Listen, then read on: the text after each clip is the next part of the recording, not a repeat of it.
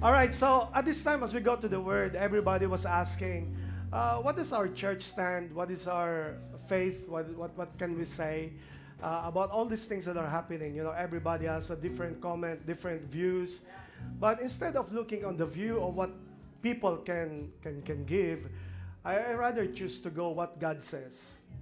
And that is why we're going to go to the Word of God and we're going to look on what the Bible says and all these things that are happening. Because you can never go wrong if you go and listen to what the Bible says instead of having differing opinions. And so, are you ready for today? Yes. Okay, so we're going to go to the person that I already introduced to you months ago. And his name is Habakkuk. And sa mga hindi nakakaalam kung sino sa Habakkuk, alright, si Habakkuk, yan ang binibigyan mo na drinks pag naubusan ka na ng Royal, naubusan ka na ng Pepsi. Yung iba hindi pa rin makagets, you're too serious. Habakkuk, yung iba hindi pa rin makagets, alright, we're gonna pray for your anointing to mamaya. So, okay, we're gonna go to Habakkuk, and this is the word that we're gonna read today, and I pray that this is gonna speak to us in a special way. Alright, here's the thing. The word that we're gonna read today is actually, sabi ng iba, what's your kind of protest? Now, here's my protest. This is our way of protesting what is happening. And we Christians, we are not silent about the issues. We have the Word of God, and we're gonna go to the Word of God. Here's the protest, okay? Are you ready? Here's the word. Now, here's the thing. If we can rally outside the streets, I think we can rally better through the Word of God. We can declare it. We can speak it. Okay. So here's the Word of God. Here's the protest. Here's the word. Look at the proud. Can we read as if we are rallying together? Come on. Here we go. All right. Look at the proud. They trust in themselves, and their lives are crooked. But the righteous will live by their faithfulness to God, which is treacherous, and the arrogant are never at rest. They open their mouths as wide as the grave, and like death, they are never satisfied. In their greed, they have gathered up many nations and swallowed many peoples. But soon their captives will taunt them. They will mock them, saying, "What sorrow awaits you? Now you will get what you deserve." You become rich by extortion. But how much longer can this go on? Suddenly your debtors will take action. They will turn on and you take all you have while you stand trembling and helpless because you have plundered many nations. Now all the survivors will plunder you. You committed murder throughout the countryside and filled the towns with violence. What sorrow awaits you who build big houses with money gained dishonestly?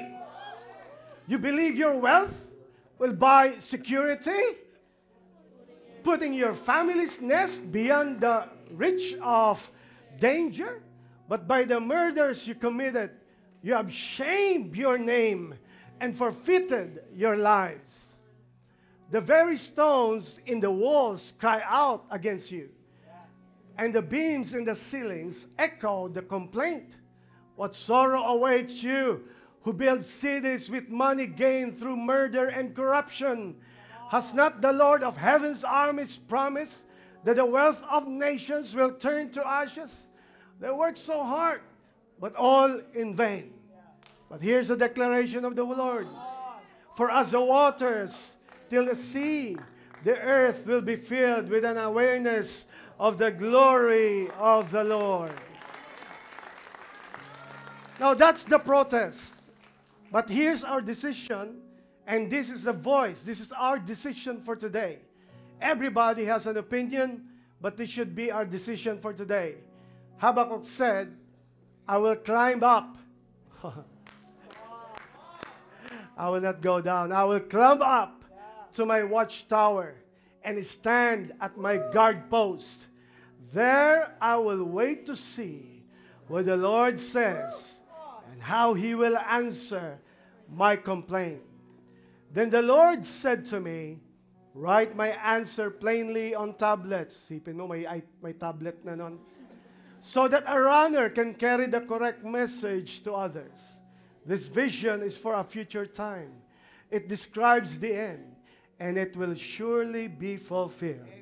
If it seems slow in coming, wait patiently, for it will surely take place. It will not be delayed. Today, I'm going to be talking about the subject, I will not go down. I am going up higher. I'm going higher. Come on, everybody declare it. I am not going down. I'm going higher. Father, bless the word in Jesus' name. Amen and amen. Please be seated. I'm not going down. I'm going up higher. I'm not going down. I'm going higher. So, as you know, Habakkuk was the prophet chosen by the Lord to speak at that time. And the Lord anointed Habakkuk as a prophet to speak what's happening in their country. In that situation, at that moment, it is in chaos. It's in confusion. They are actually rallying about the corruption of their country that everybody now can relate. Amen? Now at that time, everybody's not working out right. You know, you are praying for something and it doesn't work the way you expected it to be. There are some frustrations around him. There are so many things he's prophesying, he's preaching, but as if nothing is happening. Instead of people being good, that more people are being, being transformed, the opposite is happening.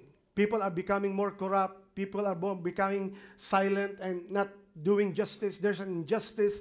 There's murder. There's corruption. And all those things. It's chaos. It's confusion. But in all those times, in all these things, Habakkuk was also affected because he's just human. But he came to the point that he decided, I'm going to climb up. Instead of staying down, instead of being down, instead of going down, he decided to climb up. He said, I will climb up my watchtower. I will climb up and stand at my guard post. Now here's the thing, the message for you today. No matter what you're facing right now, no matter what the doctor has declared over you, no matter what the economy is saying against you, no matter what the people have differing opinions and having chaos and having fights and battle, no, you can have a decision today that you can choose that I will not go down, I am not going down, I am going up higher. Habakkuk decided that he will not stay in one spot. I will not just observe. I can make a choice. And what he did was he walked, he climbed, and go to the higher place. He went up. He went up. I want to declare to you today that you can declare, that you can say, no matter what the enemy has thrown against you, no matter what the opposition is doing against you, no matter what's happening in your family right now, you can make a decision today. You're going to say, I'm not staying down. I'm not going down. I'm going to climb up the wall and I'm going to go there and I'm going to go up higher. Because here's the thing that we're going to decide today. 3 things that I'm going to teach you today, because people are always asking, what can you say about all these things? So in this word that we're going to declare today, I'm going to declare you the 3 things. First, we're going to discover what's our choice. The second thing, we're going to discover what's the real answer. And the third thing, we're going to discover what's our victory. Okay? Aalamin natin today, ano ba talaga ang tunay na pagpipili. At aalamin din natin kung ano ba talaga ang tunay na kasagutan.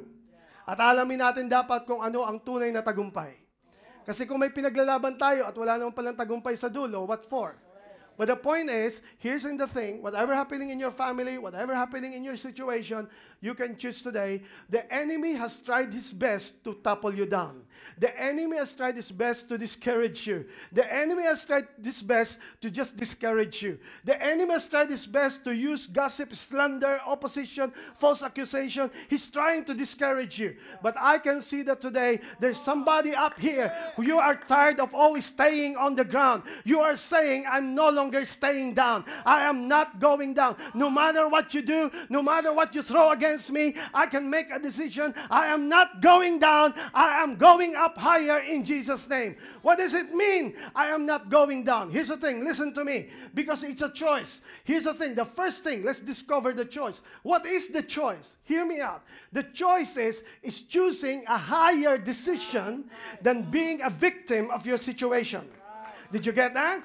The choice should be making or choosing the higher decision than be a victim of your situation. It's a choice to be a victim, and it's a choice to be a victor. It's a choice to be a loser. It's a choice to be a winner. It's a choice to be an overthinker. It's a choice to be an overcomer. Can I tell you today, you are not a victim of your circumstance. You are not a victim of your environment. You are not a victim where you came from. You are not a victim of the past of your family. You can decide today in Jesus' name, I am not going down.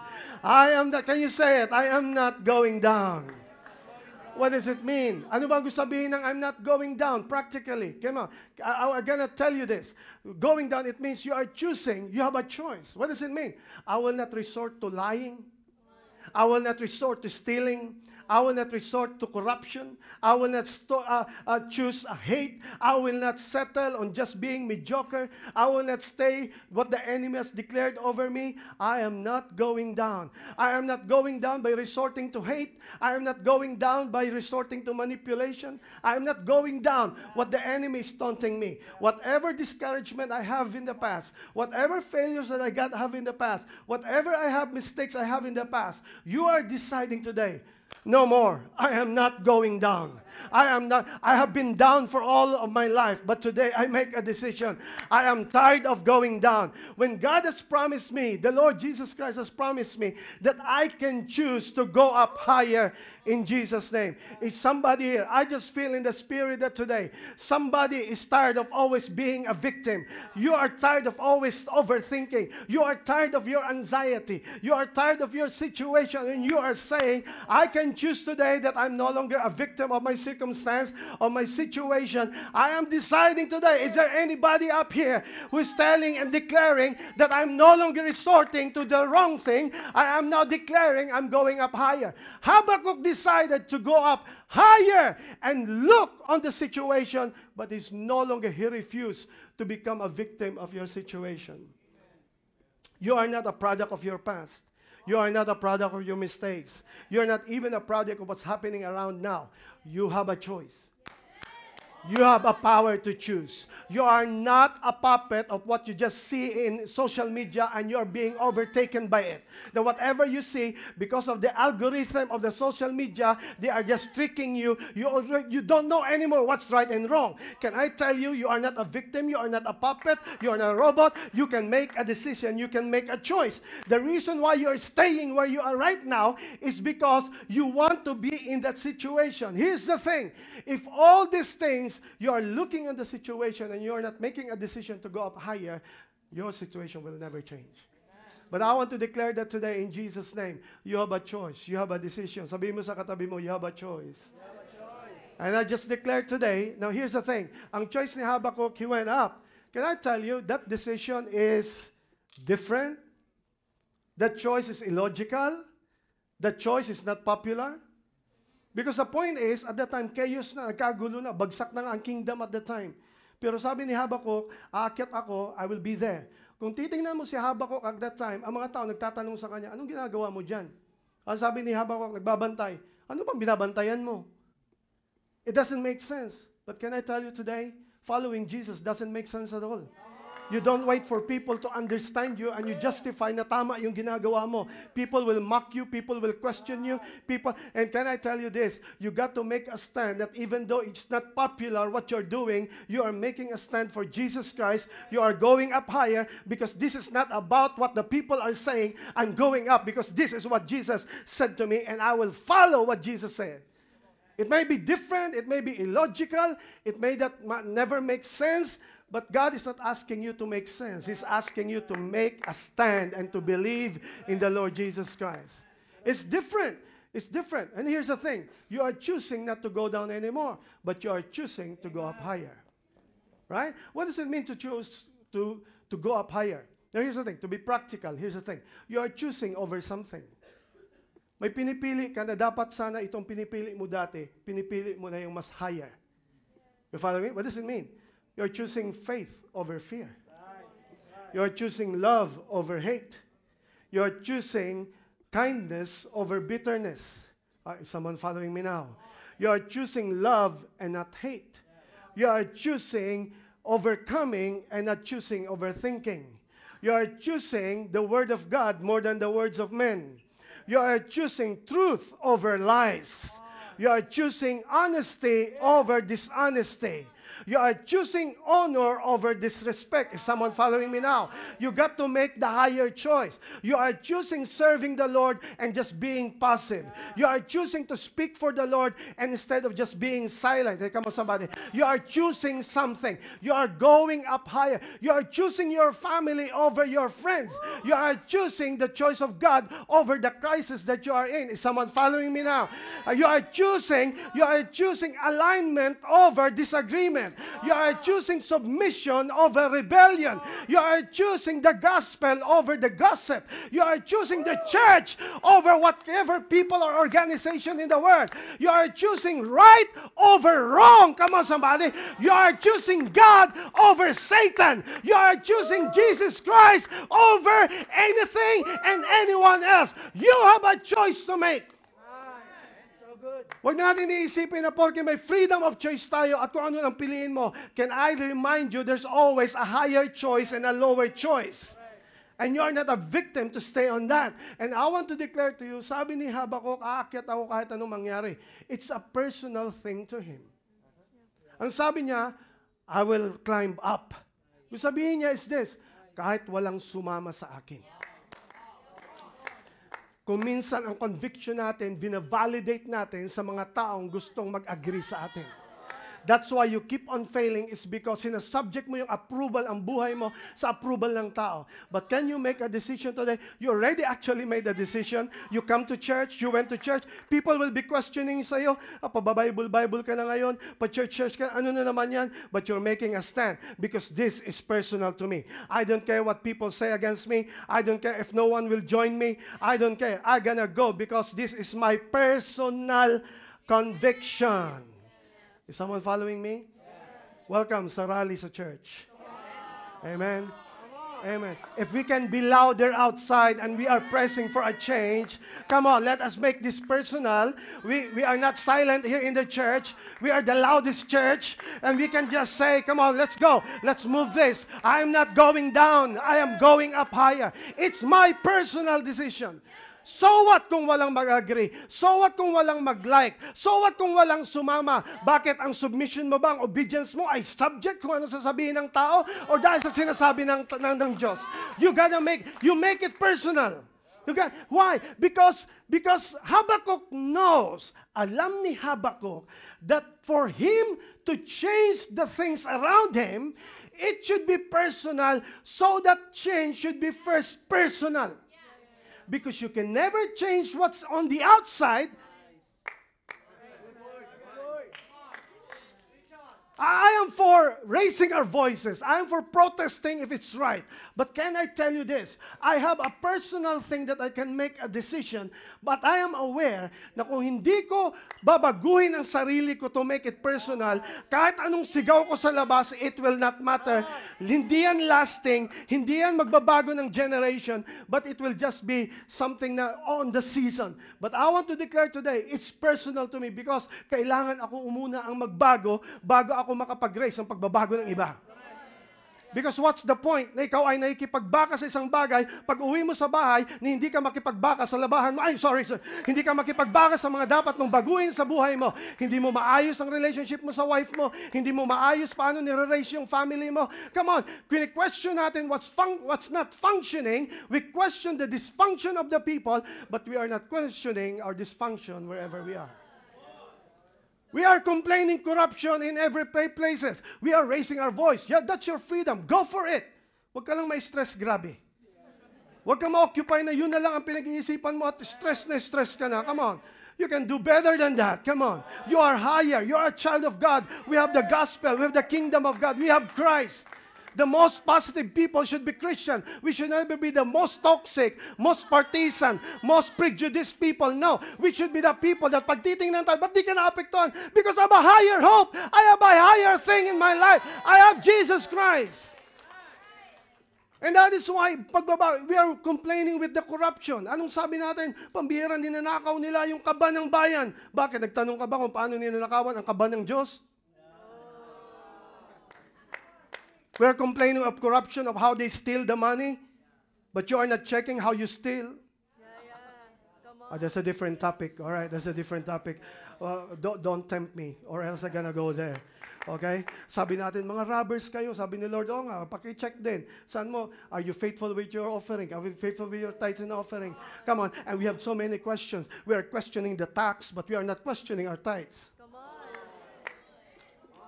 And then you expect people to be honest. I'm not demanding you. I'm not requiring you to give tithes. That's your freedom. But what I'm saying is what the Bible says. Kasi kung hindi tayo honest sa personal money natin, what's our right to complain about the corruption? Come on, somebody. Somebody hearing now. Kaya sabi ni Habakuk, aakyat ako kahit walang sumama kasi alam ko, bago ako magsigaw-sigaw doon sa taas, kailangan munang magbago ang sarili ko. Because if I'm also not honest with my finances, if I'm not honest with my relationship, if I'm not honest with my dealings in life, if I'm not having a proper attitude of dealing with people, what's the point of going up there? It's just a waste. But what I'm gonna declare to you, you're gonna make a decision today. You're gonna make a choice today. He went up there. Now, take note. Hindi siya umakyat kung kailan tapos na yung problema. Hindi siya umakyat dahil solved na yung mga situation. He climbed up even though he was hurting.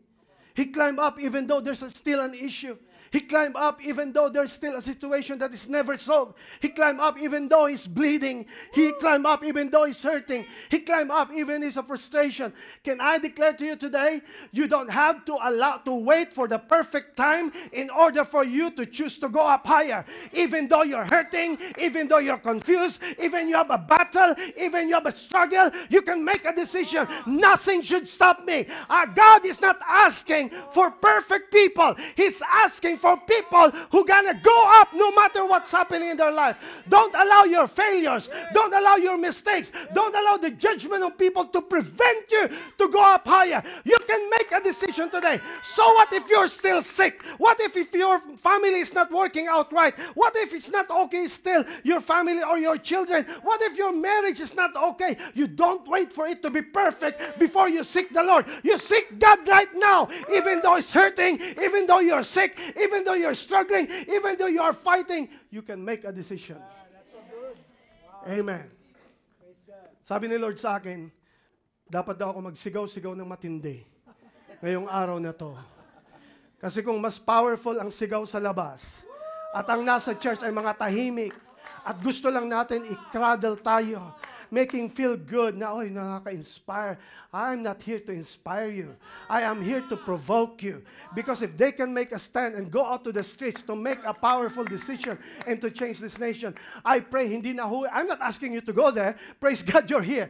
But we have a way. We have a different platform. We have a different way. We have a different method on raising out our protest. Our protest is not just for this world. Our protest is reaching heaven and breaking hell. And I want to declare to you, if we cannot shake hell, we are not making a difference. We may change politically, we may change the organization, we may change all those things, but without Jesus Christ, there's no real change. So therefore, if you are a child of God, dapat hindi ka silent to speak the real deal, to speak what's the solution, to speak what the Bible says.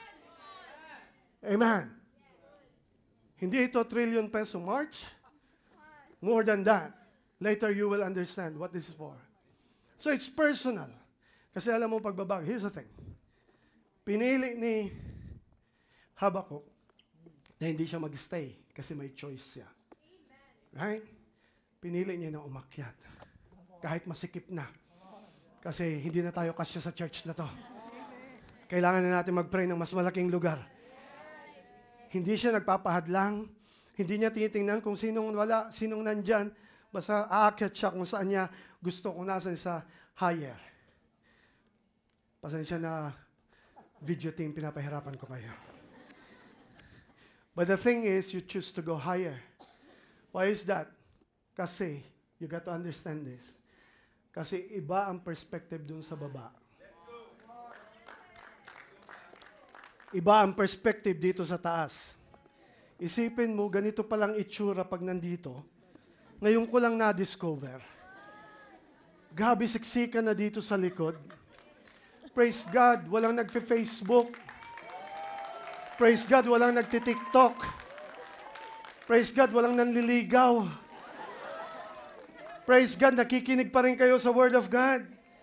Pero yung pala, nandito in the top, iba ang perspective dito sa taas kesa dun sa baba. But here's the thing, naunawaan nyo na bakit they gonna choose to go higher? But kailangan ni Habakuk na umakyat siya. Because when you choose to go higher, it changes your perspective. What does it mean? Listen to me, kahit nakatalikod kayo lahat sa akin. Now, here's the thing that you're gonna take note. Because pag umakyat ka sa taas, you start to understand things that you don't understand. Let me explain. Pag nasa taas ka ng wall, ang nakikita mo ay tatlo. Nakikita mo yung nangyayari sa labas, nakikita mo yung nangyayari sa loob. May pangatlo, nakikita mo yung kaibahan ng dalawa. Yung difference ng dalawa. Nasa point tayo na nadi-divide tayo kung sino yung kaliwa, sino yung kanan. We are not about dividing who's left, who's right. The issue is actually this. Listen, the issue is about up and down. Sino ang susunod sa Diyos? Sino ang titingin sa Diyos para sa solusyon? Sino ang titingin ng pag-asa na galing sa Diyos? O tayo ay mag-stay lang sa down dahil doon lang tayo nagsisettle? I want to declare to you today, you're gonna choose to go up higher. You're gonna choose to go seeking God because the perspective here is different. Dito na ako, babalik ako sa baba kasi ang problema, magkaka-stiff neck kayo. Amen. But here's the thing that you're gonna understand. Doon sa taas, pag umakyat ka, nag-iibang perspective. Ano yung perspective? Akala mo kasi kung ano ang prominent na issue na you are being occupied, akala mo lahat ng mundo, yun din ang dapat na maging issue nila. Sundan niyo ako, guys. And you are demanding people na dapat yung issue ko, sabayan niyo ako sa issue ko. Tapos dahil hindi ka makarelate, hindi ka para sa akin. Nakakalimutan natin, yung pinapanindigan mo tuloy, hindi mo napapansin, yun na rin ang nagdi-divide sa ibang tao. Akala ko ba you're fighting for unity, you're fighting for what is right, you're fighting for what's the truth. Pero hindi mo napapansin because you're becoming religious, you're becoming self-righteous. What's happening is you have a different perspective. Iba na kasi nandito ka sa ibaba. Pero pag umakyat ka, it will be changing your perspective. Makikita mo dun sa taas na hindi pala lahat nagpo-protest. May mga tao ngayon na nasa ospital. May mga tao ngayon na broken ang marriage. May mga tao ngayon ang iniisip nila kung anong kakainin nila bukas. Iniisip yung iba, they are being diagnosed with something and they are broken about it. Can I just declare to you, everybody is fighting their different battles. And if you keep pressing on somebody else, nasasabihin mo, dapat kung anong issue ko, issue mo rin. Come on, can we just settle here? Can we just be considerate for people that we are fighting our different battles in our life? That's why it has to be personal. If there's somebody here, we are declaring that today, I'm gonna choose to go up higher so that I will know what God has for me in Jesus' name.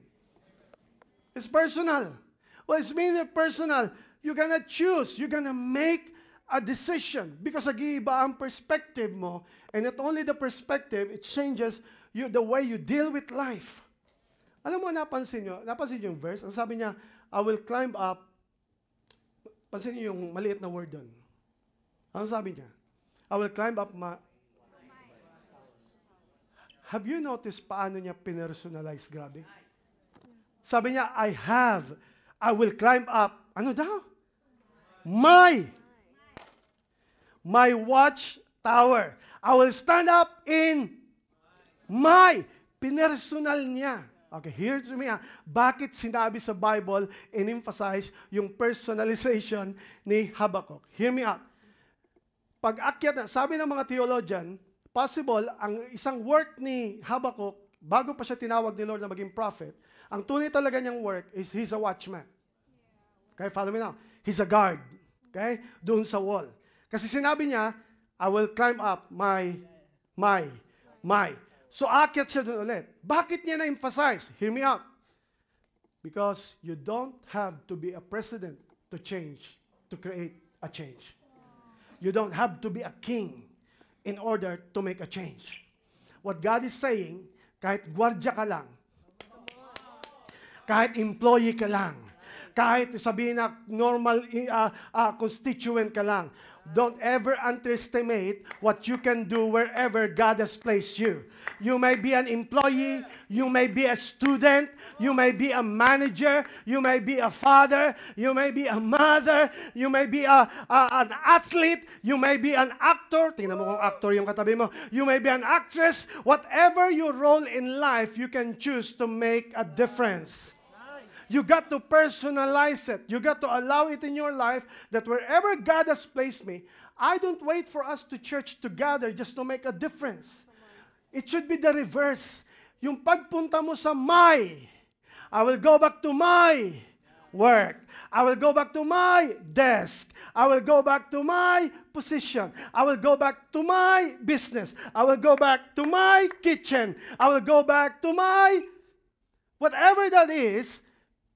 Remember this, you can make a difference wherever you are. And you are saying, I am different. I am making it personal. I'm making a decision today that I can make a difference wherever God has placed me. Saan man ako nilagay ng Diyos, kung ako'y anak ng Diyos, nilagay ako ng Panginoon doon para to make a difference. Is there somebody here willing to make a difference for the Lord? Yes. Nag-iiba yung perspective, right? But the thing is, umakyat si Habakuk, it's a choice to make the higher decision than to be a victim of the situation. Pag-akyat niya, here's the thing, pag-akyat niya, kailangan tingnan niya kung ano ang gagawin ni Lord. Ang sabi doon, I choose to go higher because hindi lang siya nandoon. Sundan niyo ako, guys. He's following something. Sabi niya, nandun ba ako para magbantay ulit? Nandun ba ako para sumigaw lang ulit? Pansinin niyo yung verse, kung anong ginagawa niya doon.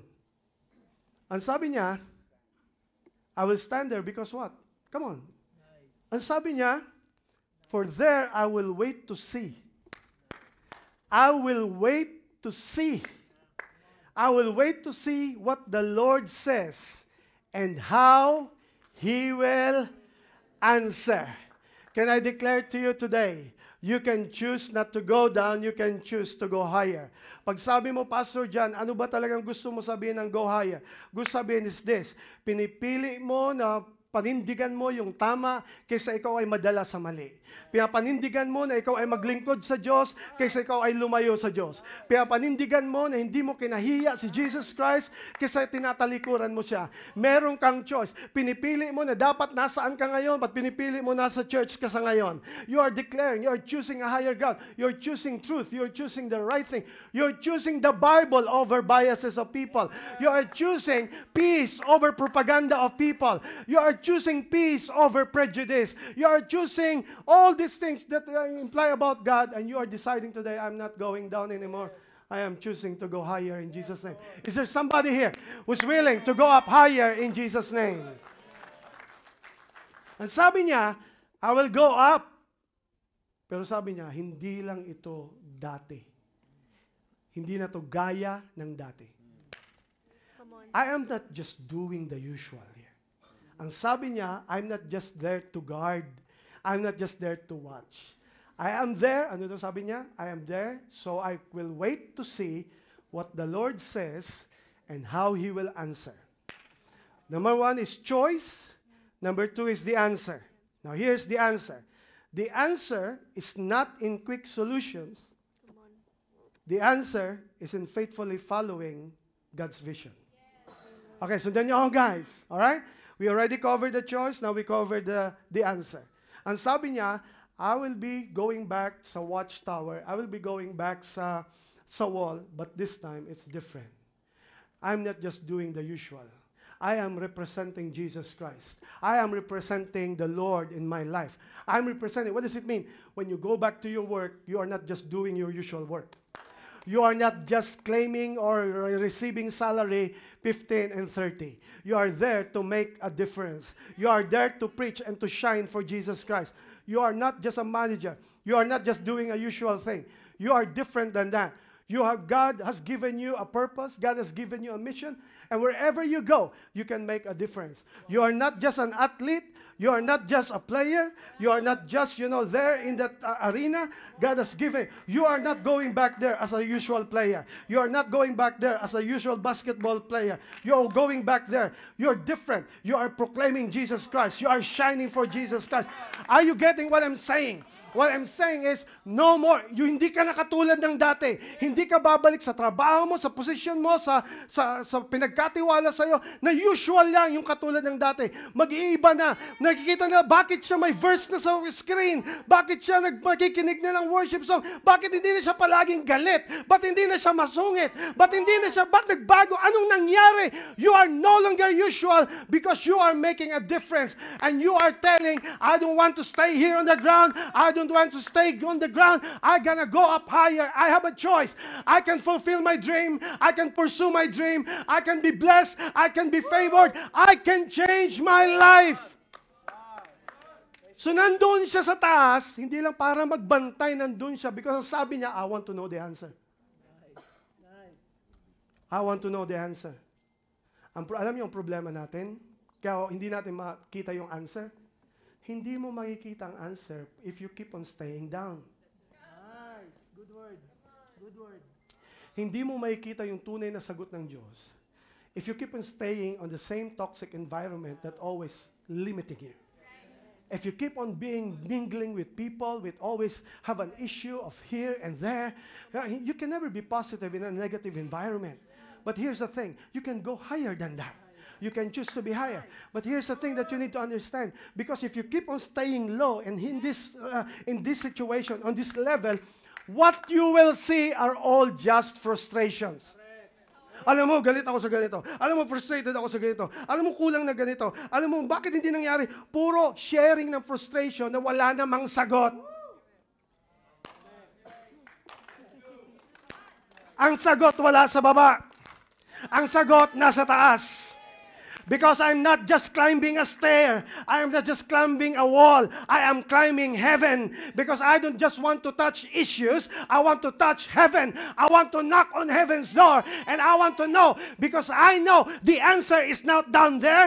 The answer is not on this level. The answer is going up higher. What does it mean? I'm gonna pray. I'm gonna fast. I'm gonna ask the Lord. I'm gonna read the Bible. I'm gonna follow the Holy Spirit. And you are telling, I'm gonna go up higher because the answer is not there. The answer is in going up higher. Because if you keep on being a victim na produkto ko ng past mo, kung anong mga sinasabi ng mga nag-a-accuse sa'yo, alam niyo ang goal ng mga naninira sa'yo? Ayaw niya na tumaas ka. Gusto nila, level lang kayo. Kaya pag pumatol ka, preprehas na yun. Pare-parehas na tayo dito kasi ayaw niya na umangat ka. Pero here's the thing, kahit anong paninira sa'yo, kahit anong issues laban sa'yo, you gonna choose to be higher. Huwag mong patulan, huwag mong makipag-revolution ka rin. Sabi mo, laban tayo dito, patayan na to. No! You are just becoming the same person. You have a choice. Ignore! Huwag mong papansanin. Live!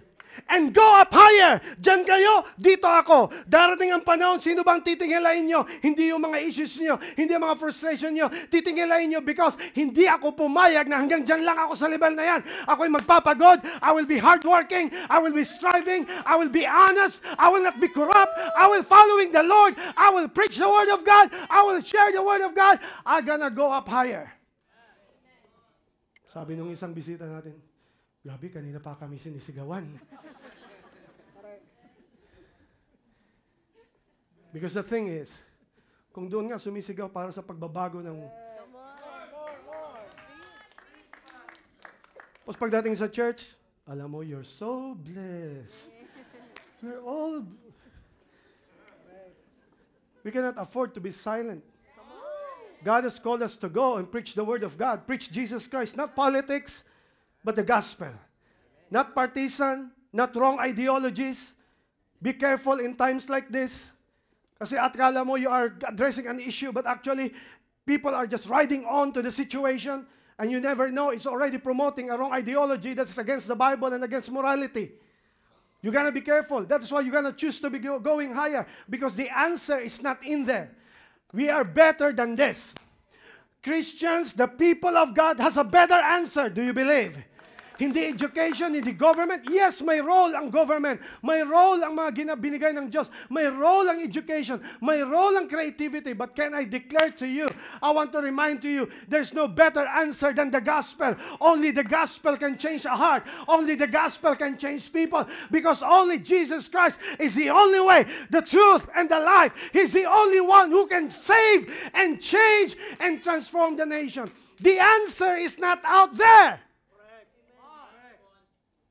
The answer is in the Word of God. So therefore, kung sinong may sagot, ay huwag kayong tatamimi.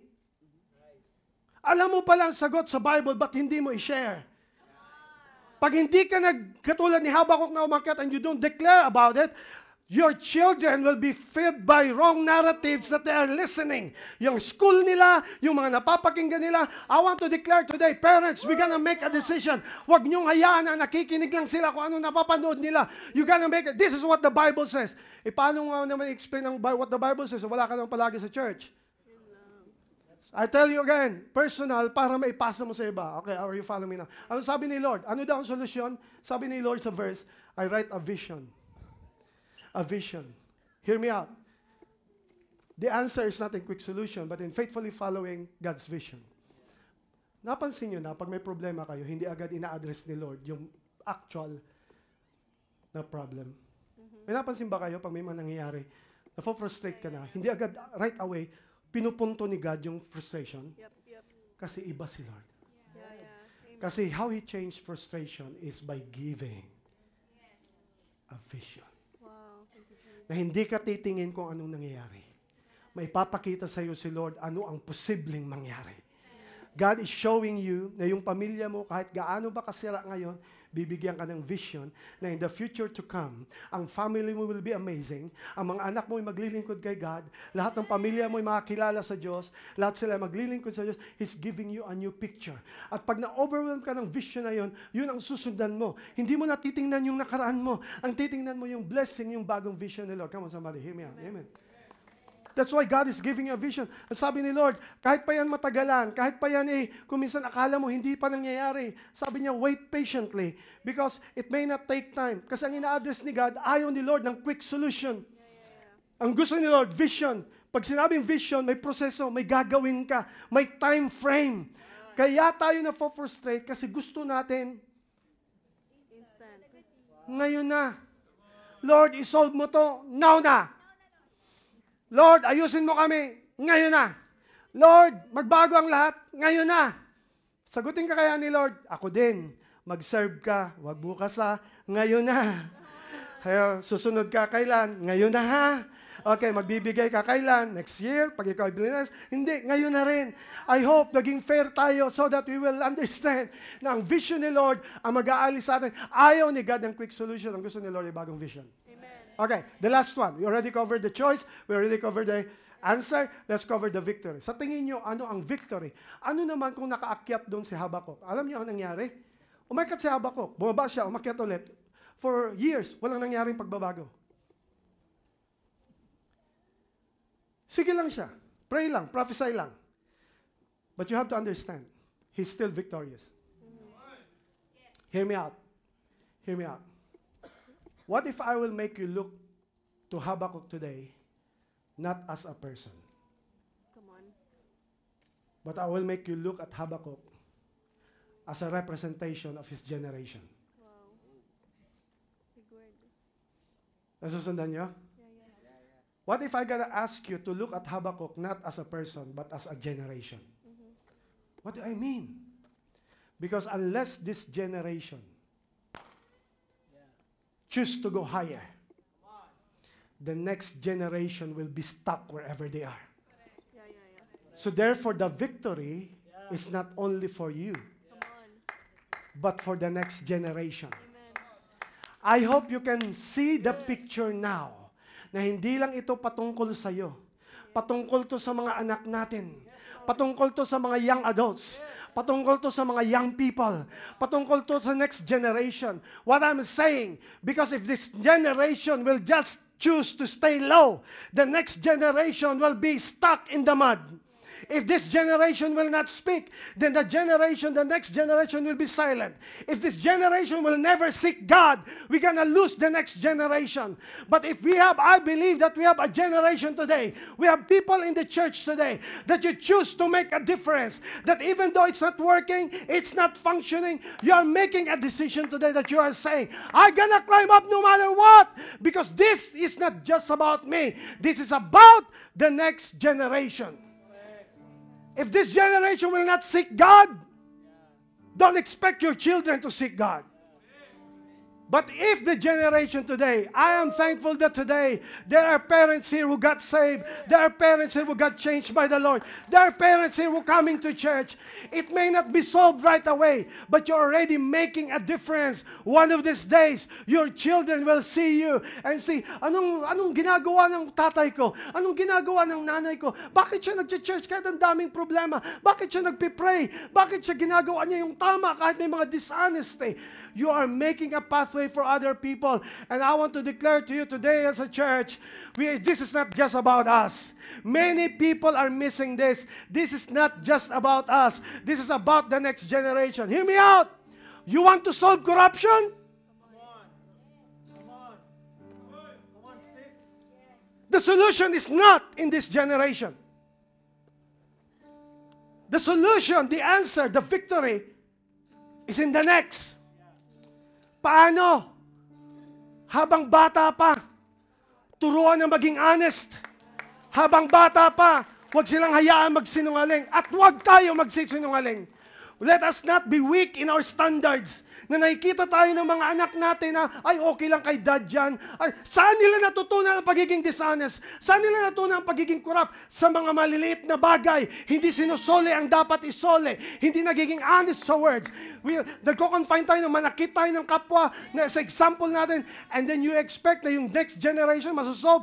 It will never be solved unless ang generation na to will make a stand and to take a stand about Jesus Christ. And the next generation will be saved. The next generation.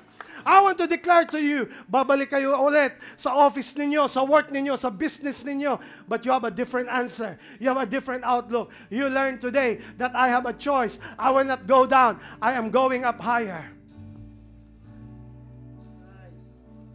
Nice. This is not just about you. Leaders, this is not about your work, position, role. More than that. We are fighting for the souls of men. We are fighting for the young people. It's our job to educate our people, our children, the young people. That's why I love this church, because we have a love and passion for all the youth, that we are sharing the Word of God and sharing Jesus Christ. Because the answer, the victory, is in going up. Okay, don't miss. Don't miss. Where's the answer? Going up. The pain is in going down. But the promise, the plan, the salvation, the redemption is always in going up higher. Follow me. Jesus, my Lord Jesus Christ, came down on earth, became a child, was born in a manger. That's the pain. But where did we get our salvation? When the moment He climbed up on that tree and He died on the cross. And He died there to save you, the mankind, to pay for the sins that we can never pay. The promise, the salvation is in going up. He died. He was buried. That's pain. That's rejection. That's darkness. But ladies and gentlemen, after 3 days, He rose again, because the plan of God is not staying down. It's not in going down. Hear me out. The plan of God for your life is going up. You are rising up. You are lifting up the name of Jesus. And if that's you, you are declaring today in Jesus' name, I am not going down. I am going up higher.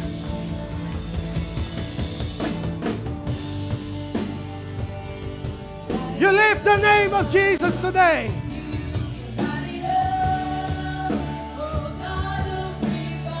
In Jesus' name.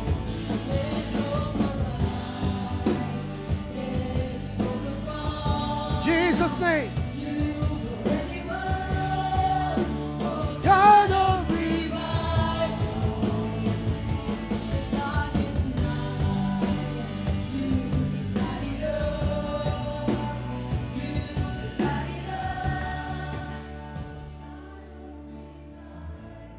Just close your eyes. Bow your heads. Don't allow it to be distracted. The Holy Spirit is dealing something with you here. All these times the enemy wants to make you stay down or stay on the ground. But God is lifting you from where you are right now. There's a choice. And you can make a choice today that you're rising up and going up higher. You might not see the solution. You might not see immediately the solution and the answer. But you are saying, I'm not going down. I am going up. I'm going to seek the Lord. I'm going to pray. I'm going to be a victim of my situation. I have a choice. I'm going to shine for Jesus. When Habakkuk looks at the situation, it may be helpless. But the Lord is not done with you yet. Hindi pa tapos ang Diyos sa'yo, nagsisimula pa lang si Lord sa'yo.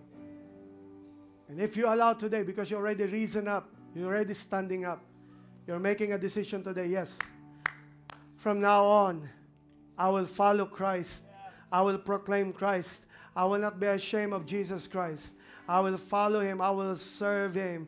If that is you, God is making you victorious in your situation. If that's you, just lift your hand. Don't be discouraged. Don't ever think that it's over yet. You're going to declare today in Jesus' name. Come on, lift your hands. You lift your hands in the name of Jesus Christ today. You are making a decision. I am not going down. I am going up higher in Jesus' name. Because God is not done with you yet. And as I pray, if that decision is moving you, parang kinakausap ka ng Diyos sa puso mo.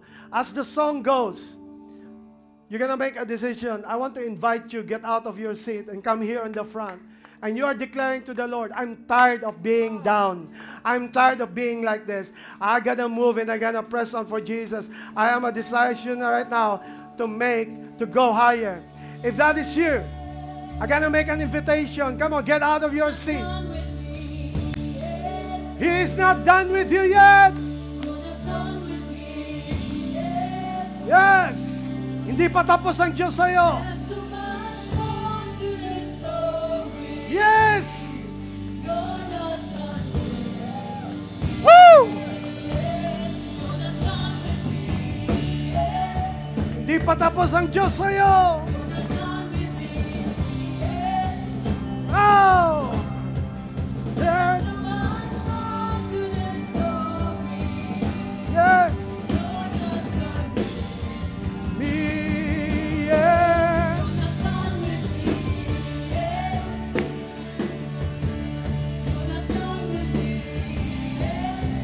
Thank you, Lord.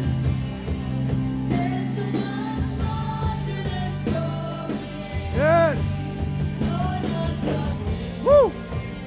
Come, come.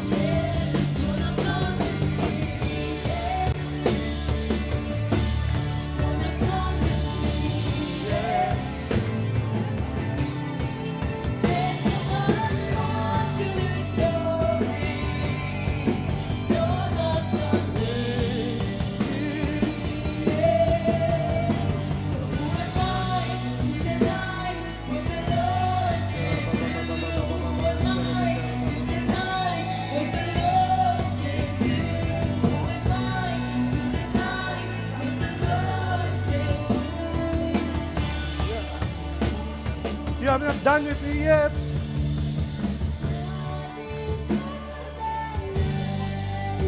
He is able.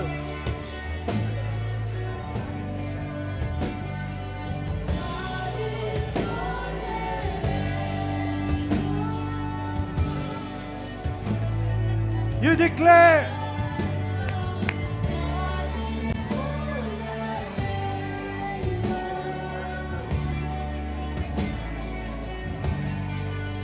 Thank you, Jesus.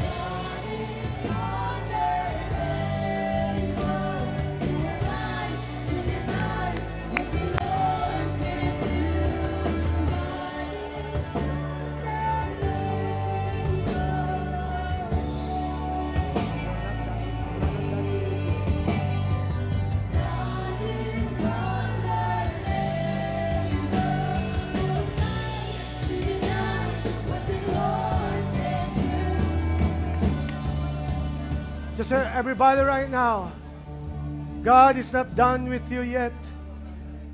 In this space, from here in the front up to the back,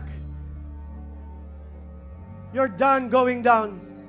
This is your season to go up higher in Jesus Christ. Lift up your hand, because God is not done with you yet. The story is not over yet. You are just starting the story.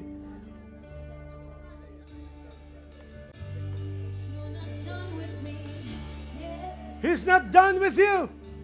You're not done with me yet. Declare it.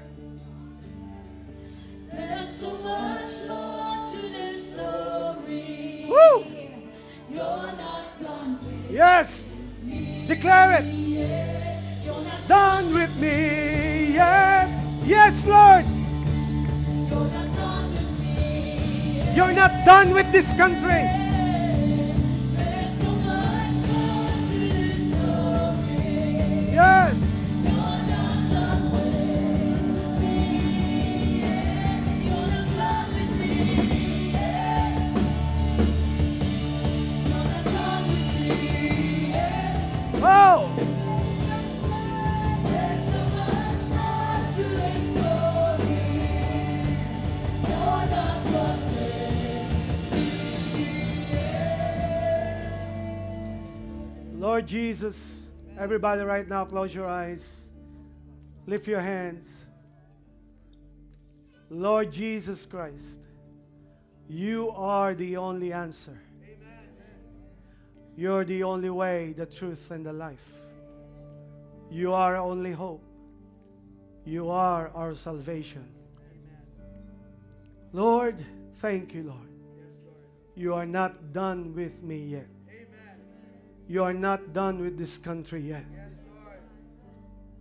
You have a bigger plan and better plan for my life, for my family.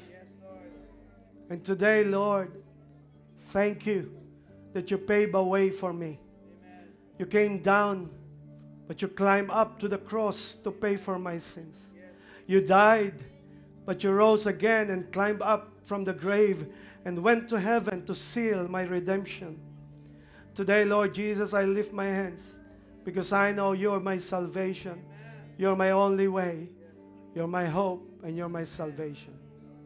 I'm gonna pray sa mga bisita namin. And I want you to follow this prayer sa pagtanggap, pagsunod kay Christ. Here's the prayer. You can follow me with your voice. And here's the prayer. Lord Jesus, thank you for dying for me. Thank you for giving me second chance, a new life, redemption, and forgiveness. Today is a new day for me.